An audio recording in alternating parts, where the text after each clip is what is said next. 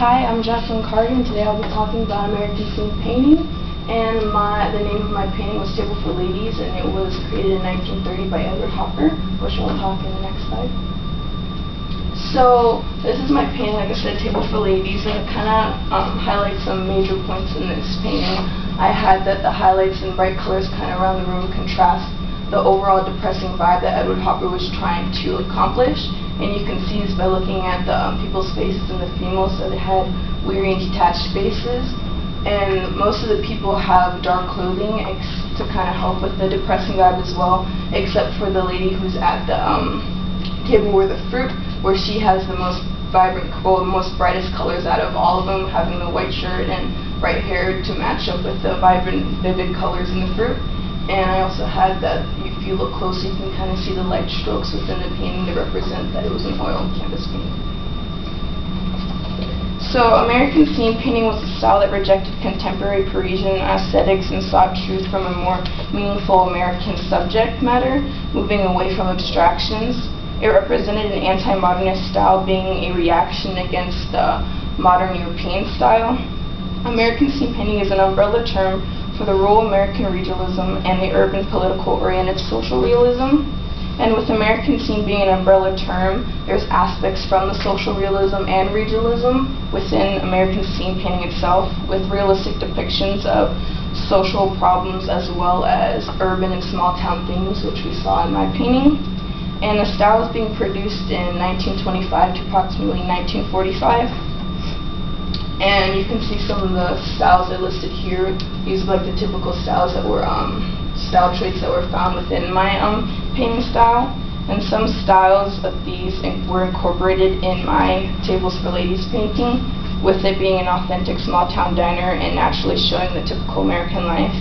And there were a lot of painters during this time, but the most significant were Edward Hopper and Charles Birchbill, who's pictured in this.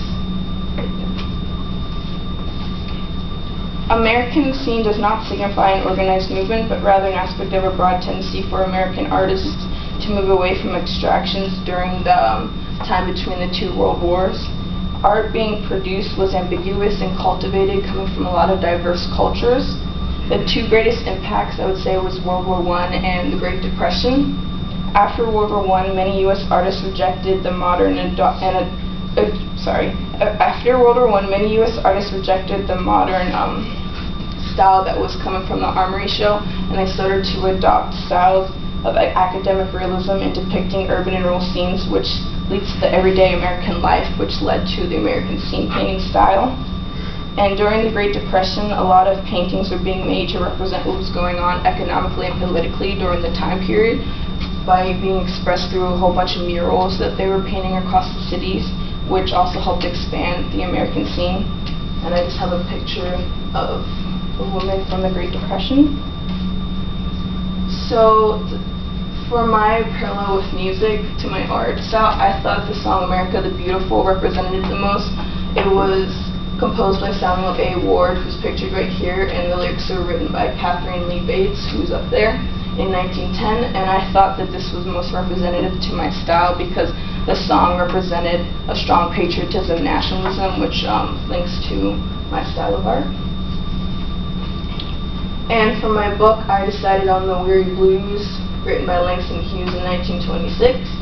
And this little piece related to social norms of slavery, calling back on old slave spirituals. And the book had kind of a sad and lonely vibe to it, which kind of lined up with what Edward Hopper was trying to obtain in his paintings, portraying his paintings an unsettling loneliness of the world. And I just have a picture of one right here.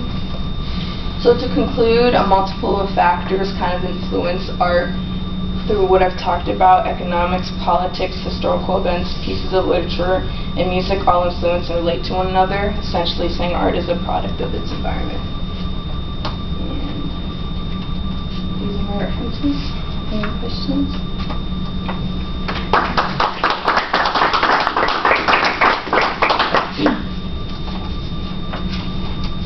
Can you just touch base on how you said an umbrella term? Oh yeah, so essentially like American scene painting wasn't its own style of painting. It kind of like linked into regionalism and social realism.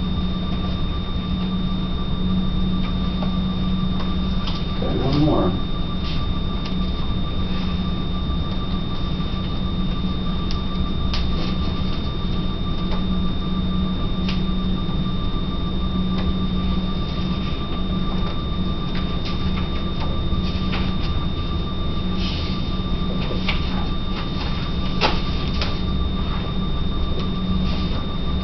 about the Langston Hughes book,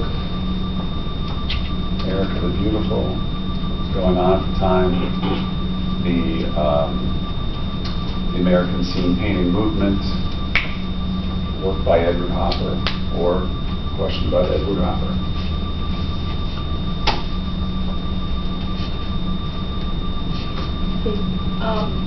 Why did you choose musical piece like in 1910?